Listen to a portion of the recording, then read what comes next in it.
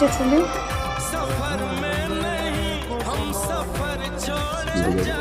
Security guard. তুমি security গার্ডে job করো? তুমি আমাকে কি বলছো এতদিন? মিথ্যা কথা বলছো তুমি আমার সাথে? তোমার সাথে আমি এই জন্য রিলেশন করছিলাম? ডে বাই ডে আমার সাথে মিথ্যা কথা বলে গেছো। আজকে আমার ফ্রেন্ড আমাকে এই জন্য সেন্ড করেছে, স্ক্রিন আমার দেখতে হয়, সবার সামনে আমি হাসির পাত্র হলাম। তুমি আমার সাথে ডে বাই ডে মিথ্যা কথা বলে গেছো প্রতারক। আমি তোমার চেহারা নেক্সট টাইম আর দেখতে চাই না। সরি, আমার আসলে ওইভাবে ব্রেকআপ করাটা উচিত হয়নি। এখন এই বিয়েতে আমার কোনো আপত্তি নেই।